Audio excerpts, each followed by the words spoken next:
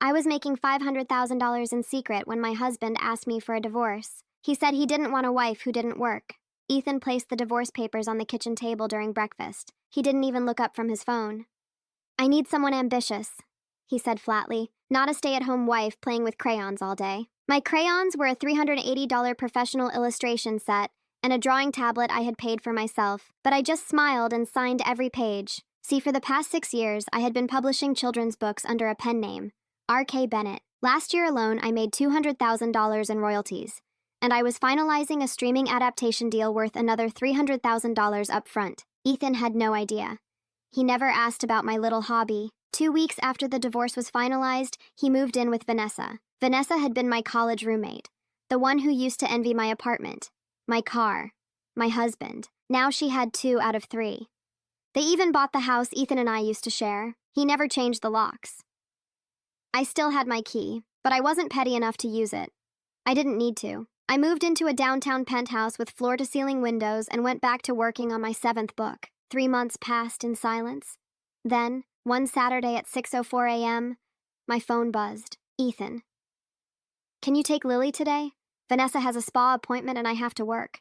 Please. Lily was his 6-year-old daughter from his first marriage. He wanted me to babysit. On my free weekend. The audacity was almost impressive. I said yes, because Lily wasn't responsible for any of it. And if I'm honest, I had always cared about her. She arrived with her unicorn backpack and a messy ponytail. We made chocolate chip pancakes. She laughed when I got flour on my cheek. Then she pulled a book out of her bag. Mine. The newest one. The one that had hit #1 on the New York Times bestseller list 2 weeks earlier. Aunt Mia, she said slowly. Do you know this author? She has your last name. I kept my face calm. That's my pen name, sweetheart. Her jaw dropped. Wait, you're R.K. Bennett? The R.K. Bennett? Yes. Oh my God, Vanessa talks about you all the time. She says you're the biggest children's author right now. I had to press my lips together to stop myself from laughing. Does she? She bought all your books last month. She keeps them on the coffee table and tells everyone she's obsessed with you. I turned away so she wouldn't see my smile. She even printed your book tour picture and put it on the fridge. Vanessa. The woman who mocked my crayons. Now she had my photo on her refrigerator. Lily, I said gently, kneeling in front of her, I need to ask you something important. You can't tell anyone that I'm R.K. Bennett. Why? Because sometimes adults are complicated, and I need this to stay special. Just between us. She thought about it for a moment. Then she held out her pinky. Pinky, promise. I wrapped mine around hers. Pinky, promise. We spent the rest of the afternoon drawing. She had real talent, confident lines, good instinct with color. At 5 p.m., Ethan came to pick her up. This time he rang the doorbell instead of honking. When I opened the door, he looked at me a little longer than usual. You look different. I'm doing well. Lily hugged me tightly. Can I come back next weekend? Of course, Ethan cleared his throat. Thanks for helping. I nodded. He still had no idea. That night, standing by my window overlooking the city lights, I made a decision. In 2 weeks, there would be a major literary gala downtown. Normally, I avoided public appearances. I preferred privacy, but this time was different. I called my agent. I want to confirm for the 23rd. There was a pause. You? Publicly? Yes. Are you sure? Completely. Vanessa had no idea that in 2 weeks, she would find out exactly who R.K. Bennett really was. And Ethan? He was about to learn that ambition doesn't always look loud. Sometimes it looks like a woman quietly building an empire at her kitchen table. The 2 weeks before the gala felt strangely calm. Ethan asked me to watch Lily 3 more times. Each time I said yes. Vanessa was always busy. Lunches, appointments, social plans. She had stepped into my old life like it was a costume she'd been waiting to wear. Lily and I started building a routine. She would arrive Saturday morning, still half asleep, and we'd make breakfast together. Then we'd spend hours in my home studio. I showed her how to layer colors, how to sketch lightly before committing to darker lines, how to think about where light comes from. She absorbed everything. Why do you know so much about drawing? She asked one afternoon. Because children's books need illustrations, I said. I work closely with artists. I have to understand their language. That's smart. Thank you. On Wednesday before the gala, my agent called. I have news. Good or life-changing? She laughed softly. Both. The streaming platform confirmed. $2 million for full adaptation rights. 3 seasons guaranteed. I sat down slowly on the edge of my couch. 2 million? 2 million. For a second, I couldn't speak. 6 years of quiet work, late nights, doubt, Ethan walking past me while I sketched, barely noticing, and now this. When I hung up, I just stared at the skyline outside my window. He had divorced me because he thought I lacked ambition. Meanwhile, I had built a future he couldn't even imagine. Friday, Lily arrived quieter than usual. What's wrong? I asked while flipping pancakes. Dad and Vanessa were fighting last night. About what? Money. Interesting. Ethan always acted financially confident, stable, in control. How do you feel about that? I asked gently. She shrugged. I just want them to stop yelling. I pulled her into a hug. Grown-ups don't always handle stress well, but it's not your fault. Ever. That afternoon, while she colored at the table, I checked social media. The gala promotion was everywhere. R.K. Bennett, first major public appearance in 3 years. Fans were excited, speculating, posting theories about why I had stayed private for so long. Then I saw it. Vanessa Red's Daily. I can't wait for the gala next week. R.K. Bennett is my favorite author. I own every single book. I stared at her profile picture. Vanessa, smiling in my old kitchen, my old house in the background. She had posted a photo of my book stacked neatly on the coffee table. Caption, Obsessed. I took a screenshot. Saved it. Monday, my agent sent the event schedule. Red carpet at 7:30, panel at 8:00, book signing from 8:45 to 10:00. Perfect. Tuesday afternoon. Ethan called. Mia, I need a favor. What is it? Vanessa got tickets to that author gala Thursday night. Can you take Lily? The universe had a sense of humor. Of course, I said calmly. Thanks. I owe you. No, I thought. You really don't understand how much. Wednesday, I went to a high-end salon. Cut, color, professional styling. I spent $2,800 without blinking. I bought a black silk gown that fit like it was tailored to me alone. Elegant, understated, powerful. When I looked in the mirror, I barely recognized the woman staring back, not because she looked different, but because she finally looked visible. Thursday evening, Lily stayed overnight with me. Ethan didn't ask questions. Aunt Mia, where are you going? She asked as I put on my earrings. A work event. Fancy work? Very fancy. Can I come? Not this time, but I'll tell you everything. I hired a trusted babysitter to stay with her. At 6:50 p.m., my driver arrived. A sleek black car pulled up in front of my building. As we approached the venue, my stomach felt steady, not nervous. Ready. The ballroom was inside one of the most prestigious hotels downtown. Cameras flashed at the entrance. When I stepped out of the car, I heard it. R.K. Bennett, over here. Flashes lit up the night. I smiled, posed, calm, professional. My agent met me at the entrance, eyes wide. You look incredible. Social media is exploding. Is Vanessa here? She glanced at her tablet. Yes. Table 14. Perfect. Inside, the ballroom glittered with crystal chandeliers and round tables dressed in white linen.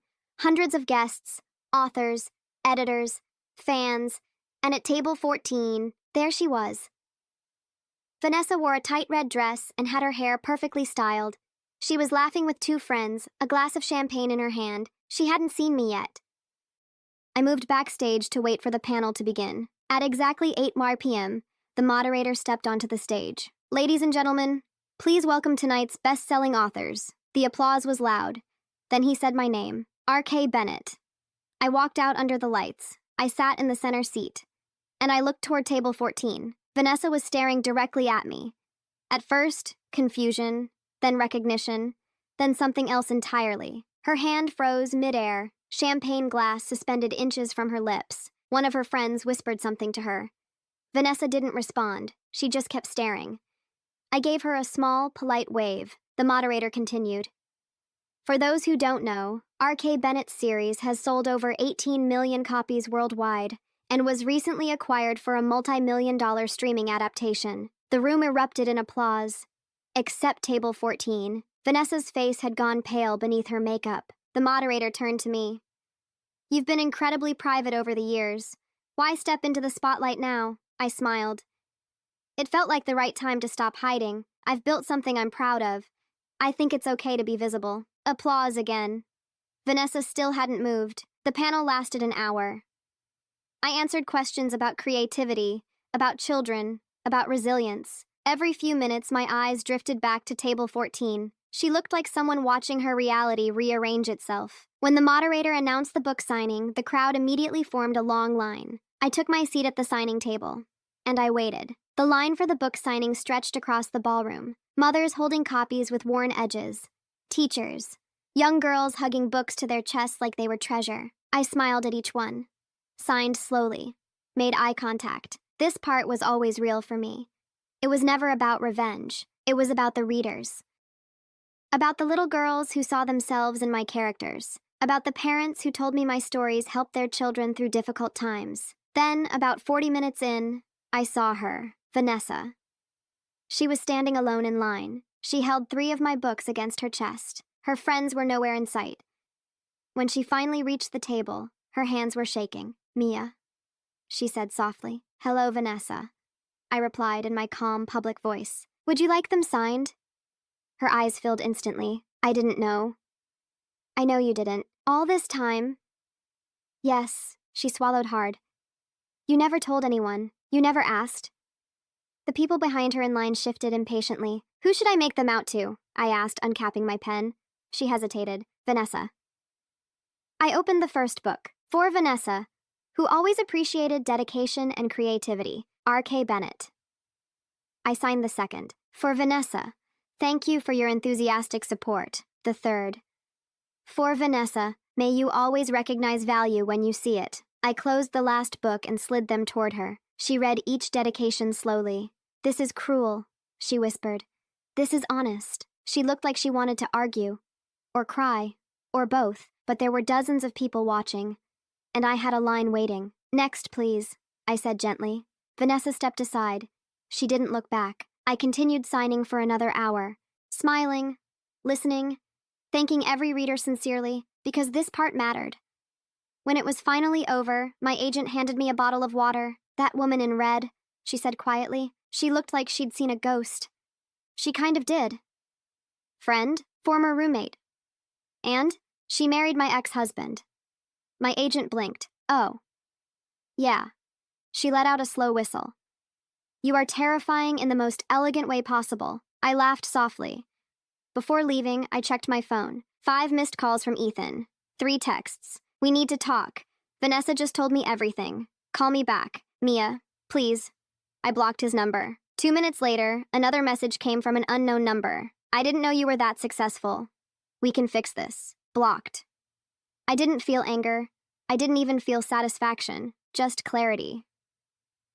Outside, cameras flashed again as I exited the hotel. I gave a short, polished statement about upcoming projects and thanked everyone for their support. When I got into the car, I finally exhaled. Back at my penthouse, Lily was asleep on the couch, curled up under a blanket. The babysitter smiled. She was perfect. I paid her generously and walked her to the door. Then I sat beside Lily and brushed a strand of hair away from her face. Her life was about to change, whether she understood it or not. The next morning, she woke up cheerful. "How was your fancy work thing?" she asked. "It went well." She hesitated. "I heard Dad and Vanessa fighting when they came home. What did they say?" "Vanessa was crying. She said you lied to them. Dad kept saying he didn't know." I nodded slowly. "Sometimes people get upset when they realize they misunderstood someone. Did they misunderstand you?" "Yes." She thought about that. "Are you mad?" "No." "Why not?" "Because I don't need them to understand me anymore." Around noon, the doorbell rang. Ethan. This time, he looked exhausted, dark circles under his eyes. Shirt wrinkled. "Mia," he said, "we need to talk." "Lily's ready." He stepped forward slightly. "I didn't know you were R.K. Bennett." "I know." "If I had known..." "What? You wouldn't have left?" He opened his mouth, closed it. "That's not the point," he said weakly. "It is the point." Lily came running with her backpack. "Ready, Dad." He took her hand but didn't move. "You built all of that," he said quietly, "and I thought you were wasting your time. You didn't think I was capable of more." "That's not true." "It is." He looked like he wanted to argue, but he didn't. Instead, he lowered his voice. "I made a mistake. Yes. A big one. Yes." There was a long silence between us. Finally, he nodded. "I'm sorry." "I believe you are." He searched my face for something. Regret, bitterness, invitation. He found none. "For you," I said calmly, This ended when you signed those papers. Then I gently closed the door. That night, I received a call from my agent. You're trending everywhere, she said breathlessly. Major outlets want interviews. I'll consider the ones that focus on the work. Smart. And Rebecca? Yes? I want to buy that house on Maple Ridge. The one for $3.2 million? Yes. In cash? Yes. There was a pause. I'll call the broker. When I hung up, I stood by my window again. 6 months ago, I was a wife signing divorce papers while being told I lacked ambition. Now, I was negotiating multi-million-dollar deals and buying a mansion without blinking. But the strangest part? The money wasn't the victory.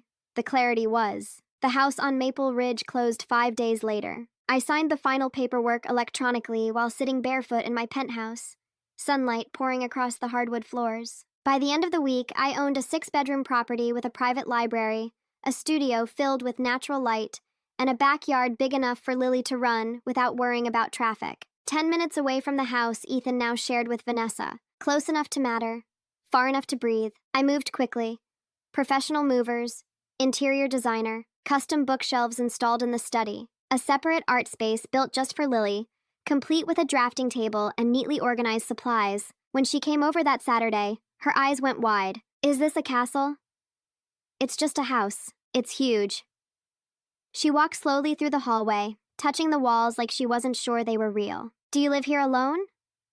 For now. I showed her the art room, her art room. When you visit, this is yours. She stared at the table, the pencils lined up by color, the blank sketchbook stacked neatly. For me? For you. She threw her arms around me so tightly I almost lost my balance. I love you, Aunt Mia. I love you too. Later that evening, Ethan came to pick her up. He stepped inside the doorway this time. Just one step. His eyes scanned the high ceilings, the staircase, the framed first edition covers hanging on the wall. You bought this? He asked quietly. Yes.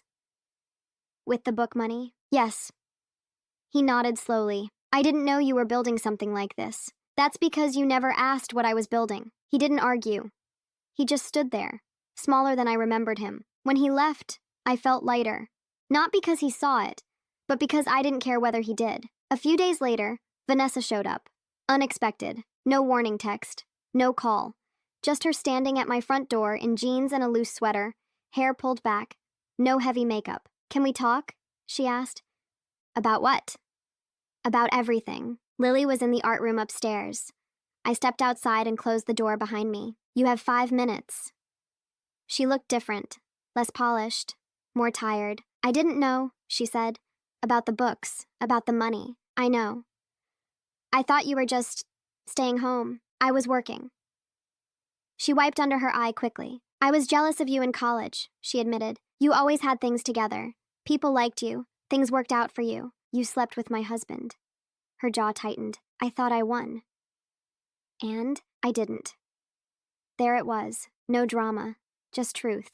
Ethan hasn't stopped talking about you since the gala, she continued. He keeps saying he made a mistake. That's between him and his conscience. I'm sorry.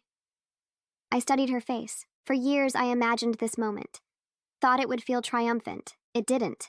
It felt distant. Your apology doesn't change anything, I said calmly, but I accept that you said it. She blinked. That's it? That's it. You're not going to humiliate me? Or expose me? I don't need to. There was nothing left to take from her. She nodded slowly and walked away. I went back inside. Lily was sitting at her table, focused on a drawing. What did she want? She asked softly. To say sorry. Did you forgive her? No. Are you mad? No. She frowned slightly. How can you not be mad if you don't forgive her? Because being angry takes energy. And I'd rather use mine building better things. She seemed satisfied with that. A week later, Ethan called again. This time, I didn't block him. I need to talk to you about Lily, he said. My stomach tightened. What about her? She keeps asking to stay with you longer. Silence. She says she feels calmer there. She says you listen. I swallowed slowly. I care about her. I know. There was a long pause. I think we should talk about shared custody. The words landed heavier than any streaming deal ever had. Are you sure? I asked. I'm not failing as her father, he said quickly, but she's different with you. Better. I thought about the art room, about her pinky promise, about the way she hugged me like she was holding on to something steady. "We need to speak to her mom," I said carefully, "and make sure it's done right." "I know, but you're open to it?" He pressed. "Yes." He exhaled slowly like he'd been holding his breath. After I hung up, I sat at my kitchen island for a long time. Money had changed my life, but Lily was changing my heart. That night, I started writing again. Not for headlines, not for interviews, but for her. A story about a little girl who found safety in a house filled with light. A girl who learned that value doesn't come from who leaves you. It comes from who chooses you. 3 months later, I turned in my 8th manuscript. It was different from the others. More personal. My agent called me after reading it. "This is your best one," she said. "It's deeper, I know. It's going to break records." She was right. Pre-orders exploded within days. The streaming platform increased their marketing budget. Interview requests multiplied. And through all of it, Lily started spending every weekend at my house. Then entire weeks during school breaks. Then, one evening, she asked quietly while we were washing dishes, "Can I live here?" The plate almost slipped from my hands. "Why would you want that?" "Because here feels like home." I didn't answer right away. Because for the first time in my life, I realized the biggest thing I had built wasn't an empire, it was stability, and someone small was choosing it. When Lily asked if she could live with me, I didn't answer right away, not because I didn't want her to, but because I understood what that question really meant. It wasn't about a bigger bedroom. It wasn't about the art supplies. It was about safety. "Have you talked to your dad about that?" I asked gently. She nodded. "He said we could think about it." That told me everything. Ethan wasn't fighting the idea. He was tired. A week later, we sat down together, the three of us, at my kitchen island.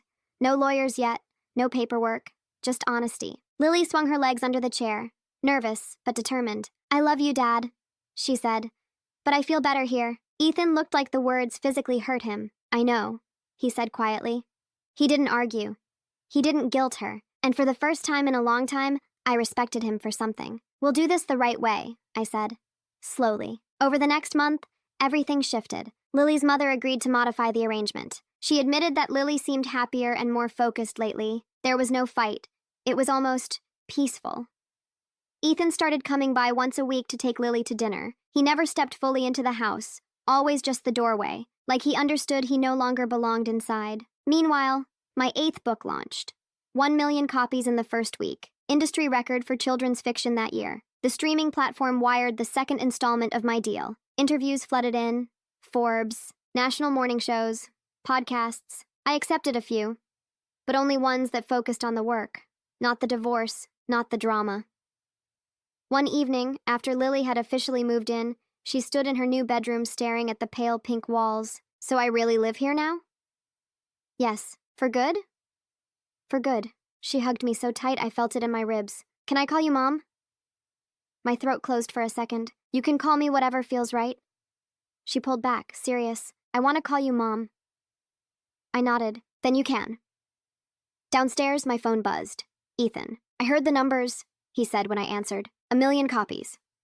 "Yes, that's incredible." "Thank you." There was a long pause. "She calls you Mom now, doesn't she?" "Yes." Another silence. "She deserves someone who sees her," he said quietly. "And you?" "I'm trying to become someone better." That was the closest thing to growth I'd ever heard from him. A few weeks later, my agent called again. "You're not sitting down, are you?" "I am." "Good. A major studio just offered $5 million for film rights to the new book." I leaned back slowly in my chair. "5? Yes." I didn't hesitate. "Accept." The money felt almost abstract now. It wasn't excitement anymore. It was momentum. Around that same time, I met someone unexpected. Daniel Kim, executive producer for the streaming adaptation. We had dinner to discuss creative direction. It was supposed to be strictly business. It didn't stay that way. He was calm, intelligent. Divorced. No children. He listened when I spoke, actually listened. "You built all of this quietly," he said during our second dinner. "That takes discipline. It takes obsession," I corrected. "It takes belief." No one had ever framed it that way. When he met Lily, he didn't try to win her over with grand gestures. He asked her about her drawings. He treated her like her opinions mattered. That was enough. One Sunday afternoon, Lily looked at me while Daniel was helping her adjust a camera in the backyard. You look different when he's here, she said. How? Lighter. That night, as I lay in bed, I thought about that word, lighter. 2 years ago, I was signing divorce papers while being told I lacked ambition. Now I was a multi-millionaire author, mother to a brilliant little girl, and building something new. Not out of revenge, but out of choice. Vanessa faded from the picture completely. She and Ethan split quietly a few months after the gala. No drama, no public scenes, just distance. Then one afternoon, while grocery shopping alone for once, I saw them, Ethan and Vanessa, arguing in the dairy aisle. He looked frustrated. She looked exhausted. I didn't hide. I didn't approach. I just walked past. Neither of them noticed me. And for the first time, I realized something important. I didn't feel superior. I didn't feel vindicated. I felt free. When I got home, Lily ran to the door. Mom, guess what? My art teacher says I can illustrate the school's winter program booklet. That's amazing. Daniel smiled from the kitchen. She's talented, he said. Really talented. I looked around the house. The bookshelves, the art room, the quiet. This wasn't a revenge story anymore. It was a rebuilding story. 6 months later, Daniel proposed. Simple. No cameras, just the three of us in the backyard. Lily cried harder than I did. Ethan attended the small wedding ceremony. He sat in the back row, alone. Afterward, he came up to me briefly. I'm glad she has this, he said, glancing at Lily, laughing with Daniel. So am I. You were never unambitious, he added quietly. I know. And that was enough. 2 years after the divorce, my net worth crossed $40 million. But the number meant less to me than this. Lily thriving. A marriage built on respect, work that mattered, and peace. Not because Ethan lost. Not because Vanessa failed. But because I stopped shrinking myself for someone who couldn't see me. That was the real victory. Life didn't slow down after the wedding. If anything, it moved faster. Daniel and I settled into something steady. No games, no ego battles, no subtle competition over who earned more or who mattered more. He respected what I built. I respected what he did. Lily adjusted to calling him Daniel at first. Then, slowly, she started saying it with a kind of comfort that told me she felt safe. That mattered more than anything. My 9th book launched the following spring. Another massive success. The film adaptation of my 8th book began production that summer. Behind-the-scenes photos circulated online, casting announcements, interviews with child actors talking about how much they loved the story. One night, Lily sat cross-legged on the living room floor watching an interview clip on TV. They're talking about you again, she said proudly. Daniel looked at me with a small smile. How does it feel? Normal, I replied, and it did. Success stopped feeling shocking. It felt earned. A few weeks later, my agent called with something even bigger. A major entertainment company just made an offer for your entire catalog. How big? 20 million. I went silent. For full universe rights, she continued. Multiple films, series spin-offs, merchandise. Except, she laughed. I thought you'd say that. By then, the numbers were almost abstract. 20 million, 45 million net worth, headlines calling me one of the most influential women in publishing. But the real shifts were quieter. Lily started illustrating professionally for small publishers. Nothing massive. Just a few children's projects that showed her confidence growing. She was 9 now. Steady, secure. One evening, while helping her with homework, she asked something unexpected. Do you ever miss your old life? No, not even a little? Not even a second. She studied my face carefully. Were you unhappy? Yes. Did Dad make you unhappy? No, I said gently. He just didn't see me. She thought about that. Is that worse? In some ways. She nodded like she understood. A few months later, we attended a charity gala downtown. Daniel insisted I go. It supported literacy programs for underprivileged schools. As we entered the ballroom, cameras flashed like always. I barely noticed anymore. Then I saw him, Ethan. Not as a guest, as staff. He wore a black uniform, carrying a tray of champagne glasses. He saw me at the same time. For a split second, our eyes locked. There was no bitterness in his expression anymore, just something softer. Recognition. Daniel followed my gaze. Is that him? Yes. Do you want to leave? No. I walked through the room like I always did. Steady, confident. During the event, Ethan passed our table twice. Professional. Polite. He didn't stop. At the end of the night, while we waited outside for the car, he approached. Mia. Ethan. You look good. I am. He nodded. I heard about the deal. News travels fast. He gave a small, humorless smile. I used to measure people by income, he admitted. I thought that's what mattered. And now? Now I know I lost something priceless because I couldn't see past my own expectations. I didn't comfort him. I didn't attack him either. I hope you find clarity, I said calmly. Daniel opened the car door for me. As we pulled away, I looked back once. Ethan stood alone on the sidewalk.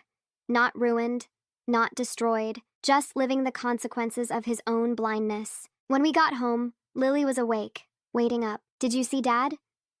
Yes. Was he okay? Yes. She seemed relieved. That's when I realized something else. This was no longer about proving anyone wrong. It was about building something right.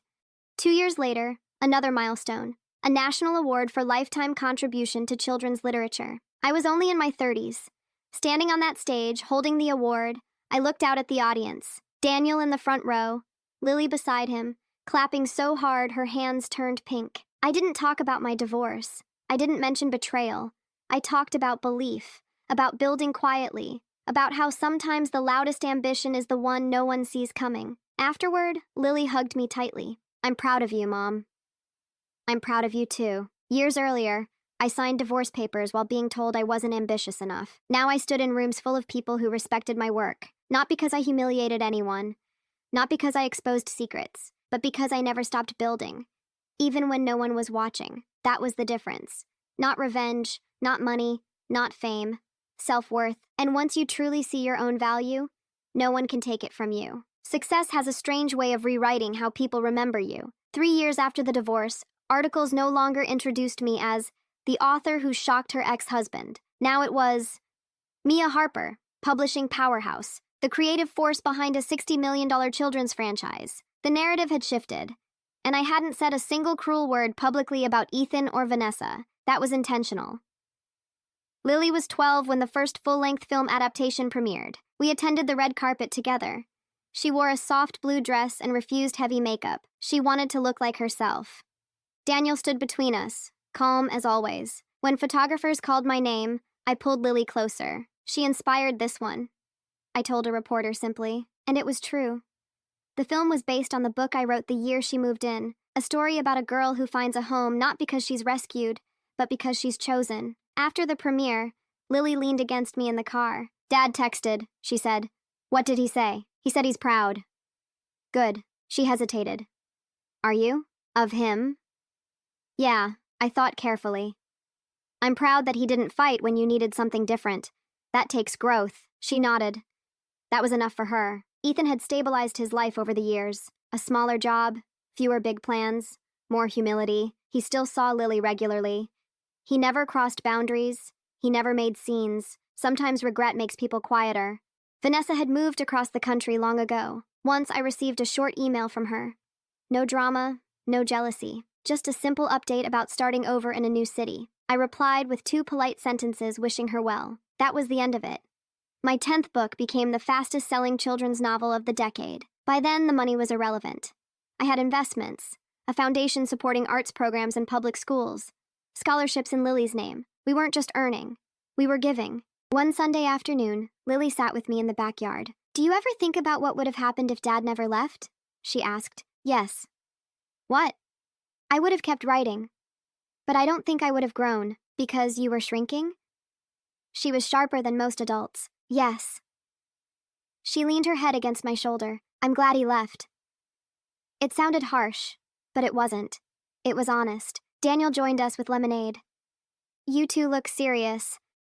We're talking about alternate timelines, Lily said dramatically. He laughed. Well, I like this one. So did I. A few months later, we attended another charity gala. Different organization. Same city. Ethan wasn't working at this time. He was a guest, dressed well, not flashy. He approached our table during a break in speeches. Mia. Ethan. Daniel. They shook hands respectfully. Lily tells me about the new foundation, he said. It's impressive. Thank you. He shifted his weight slightly. I wanted to say something. I waited. When I asked for the divorce, I thought ambition meant visible hustle, titles, noise. I didn't understand quiet discipline. Silence settled between us. I understand now, he finished. I hope so, I replied calmly. He nodded. I'm glad she has you. So am I.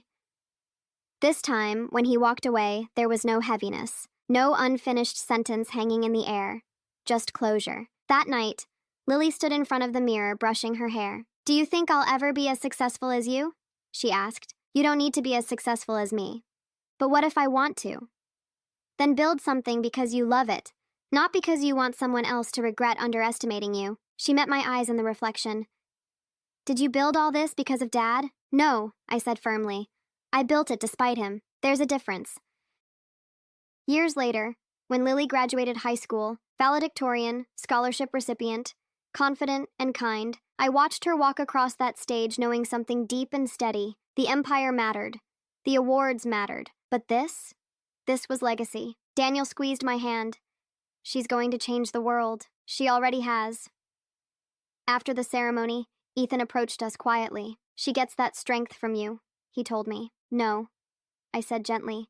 She gets it from herself. I just made sure no one dimmed it. That was the real difference between the woman I used to be and the woman I became. I stopped dimming myself. I stopped explaining my ambition in softer words. I stopped shrinking to protect someone else's ego. And once I did that, everything expanded. The marriage, the family, the work, the impact. Money was never the point. Visibility wasn't either. It was about self-worth. And once you truly understand your value, you never beg anyone to recognize it again. 10 years after the morning Ethan placed those divorce papers on the table, I woke up before sunrise out of habit. Not because I had to, because I wanted to. The house was quiet. Daniel was still asleep. No, not Lily anymore. Olivia was home from college for the weekend. Her old bedroom now a mix of childhood sketches and university textbooks. She was 19. Studying visual storytelling and business. Her choice, not mine. I walked into my studio with a cup of coffee and looked at the wall of framed first editions. 14 books, 3 film adaptations, 2 series, a foundation that funded art programs in over 80 public schools, and a net worth that financial magazines still like to mention, even though I stopped keeping track. But that number never meant what people thought it did. Around 7 a.m., Olivia padded into the kitchen in oversized sweatpants. Mom, why are you always awake so early? Because I like starting before the world gets loud. She poured herself cereal and leaned against the counter. My professor asked us something yesterday, she said. He said, what moment shaped your life the most? And I said the day I moved in here. I stayed quiet. She continued, not because of the house, because that was the first time I saw an adult choose peace over pride. I blinked. What do you mean? You could have destroyed Dad. You could have embarrassed Vanessa. You had proof, money, fame. You didn't. I didn't need to. Exactly, she smiled. That's power. Later that afternoon, I had a meeting with executives about expanding my foundation internationally. After all these years, I still preferred small rooms over grand stages, impact over attention. Daniel joined me for dinner that night. We sat on the patio, the garden lights glowing softly. Do you ever think about that morning? He asked. Which one? The divorce. I considered it. Not with anger, I said. More like gratitude. He raised an eyebrow. Gratitude? If he hadn't left, I might have stayed small, comfortable, quiet. You were never small. I made myself small. That was the truth. It wasn't Ethan's words alone that limited me. It was my willingness to accept them. A few months later, we attended Olivia's first gallery showing at her university. Her illustrations lined the walls. Confident strokes, bold color, emotion without apology. Ethan was there too, older now, softer around the edges. He approached me near the refreshments table. She's incredible, he said. She is, he nodded. I used to think ambition was loud, he admitted. Now I think it's consistency. That's closer, he hesitated. I don't regret leaving because it hurt you, he said carefully. I regret leaving because I didn't understand you. That's something you had to learn on your own. He looked around at Olivia laughing with her classmates. You built all of this quietly. Yes. And you never tried to punish me. No. He exhaled slowly. That was mercy. No, I corrected gently. That was indifference. There's a difference. He gave a small smile. I deserve that. When Daniel and I drove home that night, I looked out at the city lights. So much had changed. And yet, The core truth remained simple. The biggest turning point in my life wasn't the $2 million deal, or the 20 million acquisition, or the award ceremonies. It was the moment I stopped asking someone else to see my value and started acting like I already knew it. 2 years later, Olivia graduated at the top of her class. She launched her own illustrated children's imprint under my company. Not because I handed it to her, but because she pitched it, with numbers, with strategy, with confidence. Watching her present her business plan to investors, I felt something deeper than pride, peace. That night, she hugged me tightly. "You never made me feel like I had to compete with you," she said, "because you don't. You just showed me what's possible." That's when it hit me fully. My story had never been about proving a man wrong. It had been about showing a little girl what self-respect looks like in real time. Years ago, I was a woman quietly earning $500,000 while being told I didn't work. Today, I am a woman who built generational stability, creative freedom, and a family rooted in choice, not validation. Money fades, reputation shifts, people come and go. But self-worth? Once you build it yourself, no one can take it. And that was the real empire all along.